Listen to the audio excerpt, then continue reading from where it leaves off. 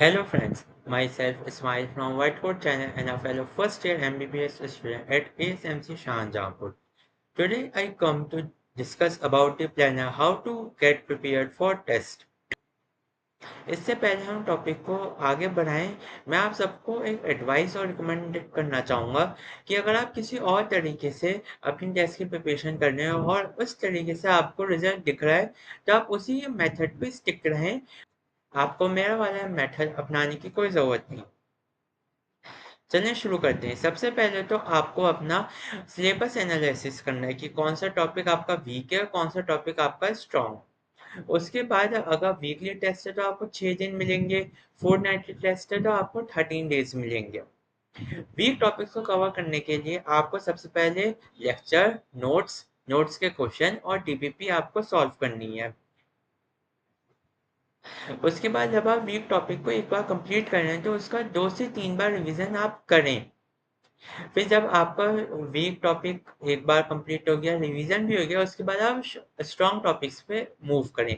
Strong topic को करने का तरीका ये होना चाहिए कि आप पहले उसके क्वेश्चंस कर रहे हैं, फिर आप डीपीपी कर रहे हैं, फिर आप उसके शॉर्ट नोट्स देख रहे हैं। उसके बाद भी अगर आपको कहीं ना कहीं कोई कमी दिख रही है, फिर आप उसके लॉन्ग नोट्स को देखें। जब आप ये सारा काम कर लें, उसके बाद आपको रिवीजन एक बार और करना चाहिए। अब मैं आपको डेज का कैलकुलेशन बता देता हूँ। सर आपको ये सिलेबस एनालिसिस करने में लेस देन 1 डे लगेगा। उसके बाद जब आप वीक टॉपिक्स को अगर वीकली टेस्ट है तो आपको 6 डेज देने हैं, और अगर फोर्टनाइटली टेस्ट है तो आपको 8 से 9 दिन देने देने हैं।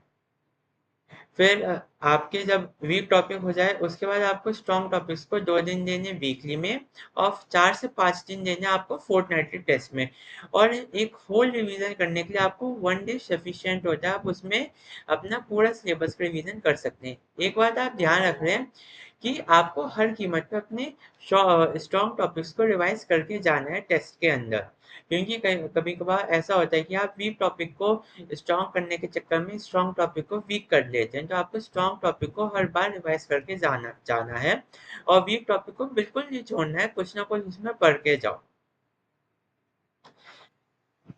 अब आप टेस्ट देने के लिए तैयार हैं, बस आपको टेस्ट काम माइंड से देना है और स्ट्रेस फ्री माइंड से देना है, कोई एंजाइटी कोई नॉजिया नहीं करना। Thank you and please like subscribe and share our channel, और ऐसी इंटरेस्टिंग टॉपिक्स के साथ मैं और वीडियोस लाता रहूँगा।